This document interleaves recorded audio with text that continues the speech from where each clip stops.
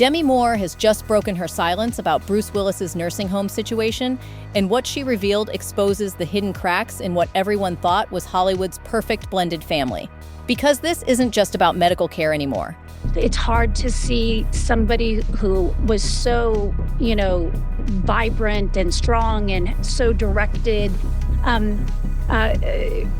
shift into this other parts of themselves. But my particular perspective is one, I really always say it's so important just to meet them where they're at. Behind the public statements and Instagram posts defending Emma's decision, sources close to the family say there's been quiet tension brewing for months.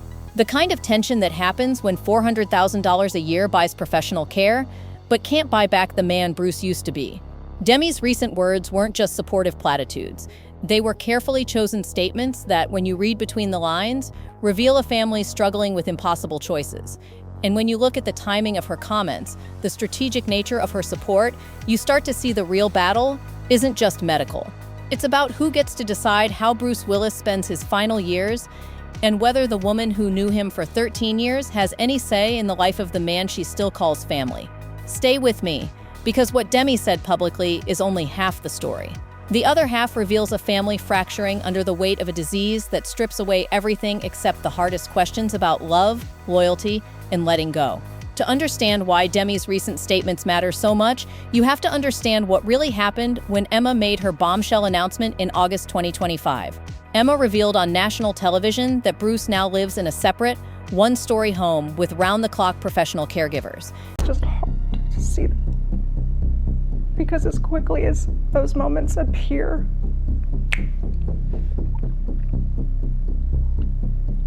then it goes. It's hard. But I'm grateful. I'm grateful that my husband is still very much here. She called it one of the hardest decisions she'd ever made, framing it as something Bruce would want for their daughters Mabel and Evelyn, ages 13 and 11. But the backlash was immediate and brutal. Social media exploded with accusations of abandonment. One commenter wrote, "She got rid of the inconvenience." Another said, "With Bruce's money, they could afford 24-hour nursing at home. Shameful." The criticism was so intense that Emma felt compelled to respond on Instagram, saying critics don't get a vote. That's when the pattern became clear. For someone supposedly making the right medical decision, Emma seemed awfully defensive about it. And the cost details that emerged made people even angrier. This specialized care runs $300,000 to $400,000 annually, yet family visits are limited to meals and scheduled appointments. Meanwhile, Demi had been notably quiet during the initial backlash. For a woman who's never shy about defending her family, her silence was deafening. But sources close to both women say that silence wasn't accidental. It was strategic. Because behind the scenes, there were conversations happening that the public never saw. Conversations about what Bruce would actually want. Conversations about whether a man who's still physically strong but mentally fading needs institutional care or family presence. And conversations about who really has the right to make these decisions. The stakes couldn't be higher. This isn't just about Bruce's care. It's about the future of a blended family that's held together by shared love for a man who may not remember why that matters. Don't have an expectation of them needing to be who they were or who you want them to be. And when you do that, I find that there is an incredible sweetness and something that's soft and tender and loving. When Demi finally spoke out in September 2025, appearing on Oprah's podcast to defend Emma, the timing was perfect, too perfect. Some family insiders suggest Emma's book, The Unexpected Journey, was releasing just days later. The criticism was reaching fever pitch. And suddenly, Bruce's ex-wife, the one person whose support would legitimize Emma's decision, appeared to offer that support publicly. But listen carefully to what Demi actually said. So much fell on Emma to really figure this whole thing out. That phrase, "figure this whole thing out," doesn't sound like someone describing obvious medical necessity. It sounds like someone describing a complex situation with multiple possible solutions. Demi also emphasized that Emma had to learn the importance for caregivers that they have to take care of themselves. Again, this frames Emma's decision as much about Emma's needs as Bruce's medical requirements.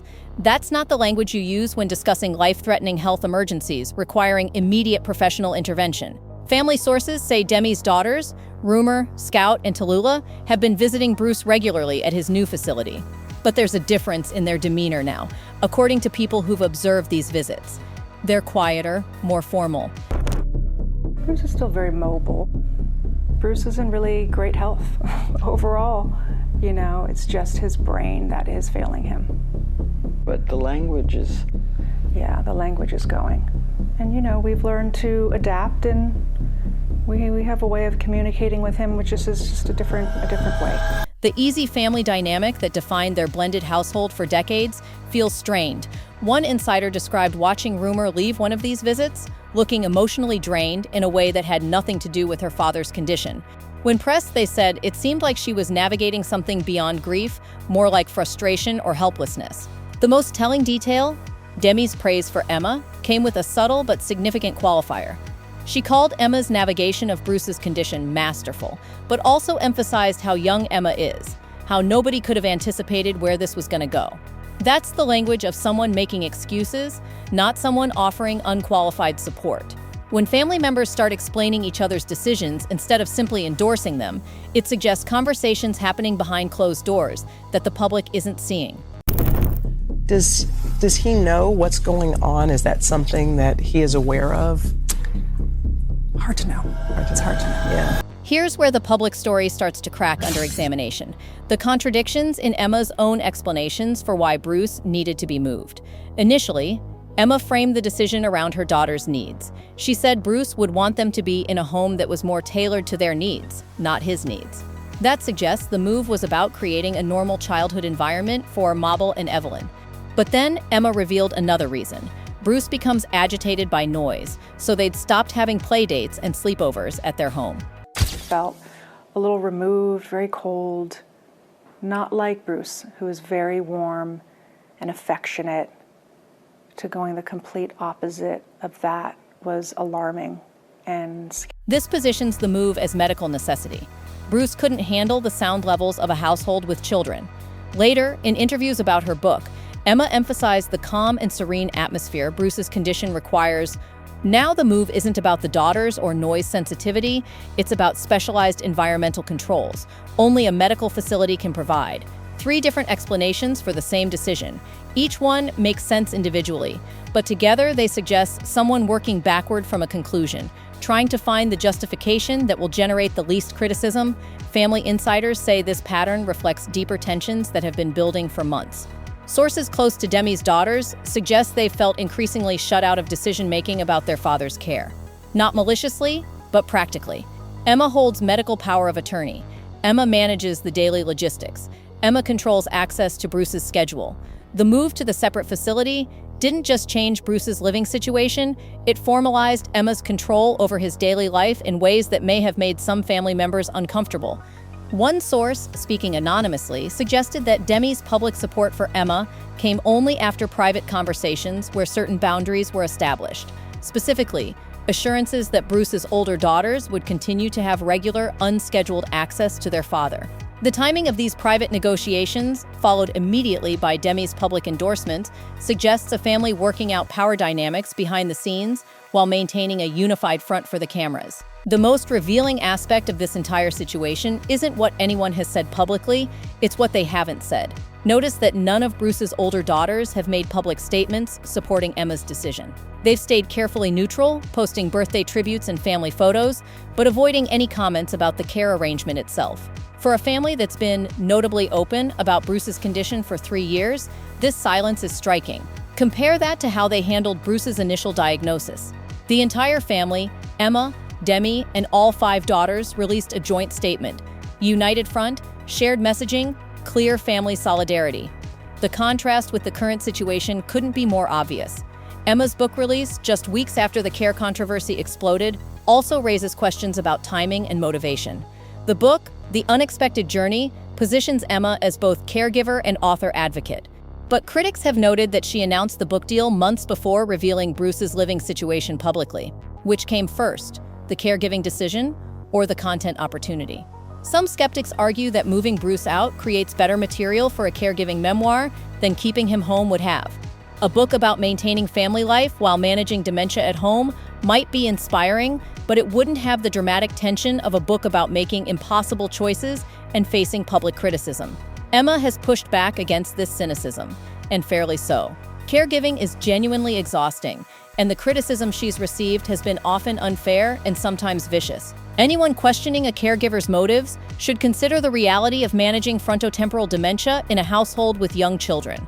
But the pattern of shifting explanations, strategic timing, and carefully orchestrated family statements suggests a level of narrative management that goes beyond normal privacy concerns.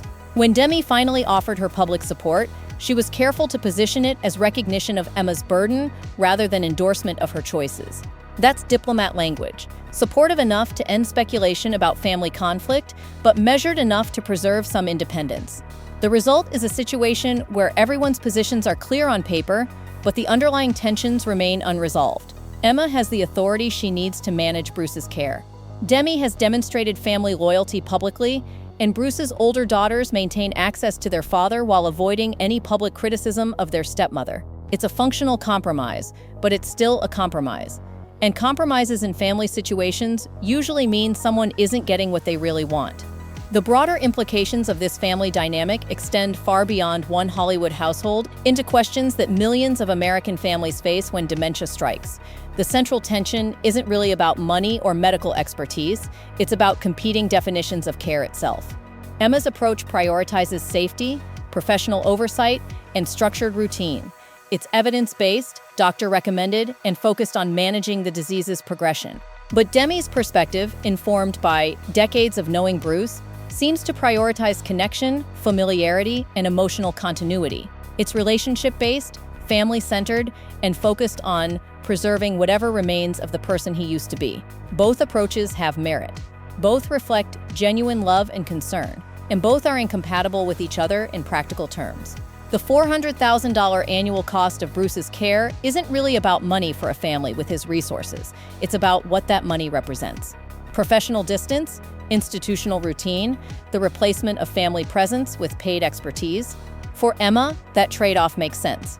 She's managing two young daughters' childhoods while watching her husband disappear piece by piece. Professional care gives her the support she needs to function, and it gives Bruce the specialized attention his condition requires. But for Demi and Bruce's older daughters, that same trade-off might feel like abandonment wrapped in medical necessity. They've already lost the Bruce they knew to dementia. Now they're losing daily access to whatever remains. The public criticism Emma faced reflects a broader cultural anxiety about how we care for people with dementia. Americans want to believe that love and family devotion can overcome any medical challenge. The idea that professional care might sometimes be better than family care threatens that belief. But the private family negotiations suggest something more nuanced. This isn't a story about conflict between good and bad people. It's about different forms of love expressing themselves in incompatible ways. Demi's public support for Emma resolves the immediate crisis, but it doesn't resolve the underlying questions about what Bruce would want, what his children need, and whether families can maintain emotional connection across the institutional boundaries that dementia often requires. So let's return to where we started. Demi Moore's decision to break her silence about Bruce Willis's nursing home situation. Her public support for Emma wasn't just diplomatic courtesy or family loyalty.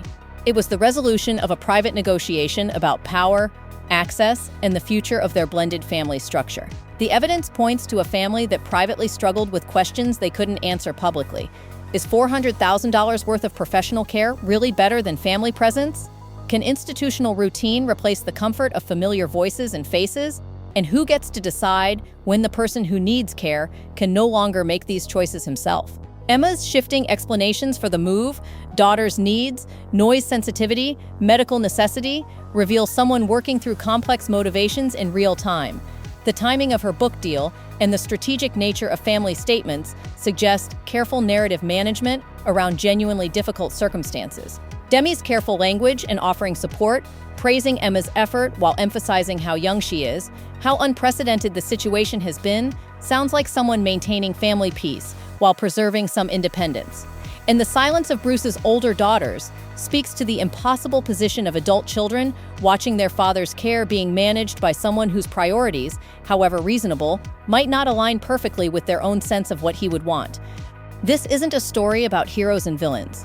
It's about a family discovering that love doesn't automatically provide answers to impossible questions, that doing your best doesn't protect you from criticism, and that even the most successful blended families can fracture under the weight of decisions no one is prepared to make. Bruce Willis may not remember the details of these negotiations, but he will feel their results. Whether the professional care Emma has arranged will be enough to replace the daily family presence he's lost remains to be seen. What's certain is that Demi's public silence, followed by her carefully measured support, marks the end of one phase of this family's story and the beginning of another. A phase where love means accepting that sometimes the people we care about need things we can't provide, in places we wouldn't choose, under circumstances none of us would have imagined. And that acceptance, however necessary, still feels like a kind of loss.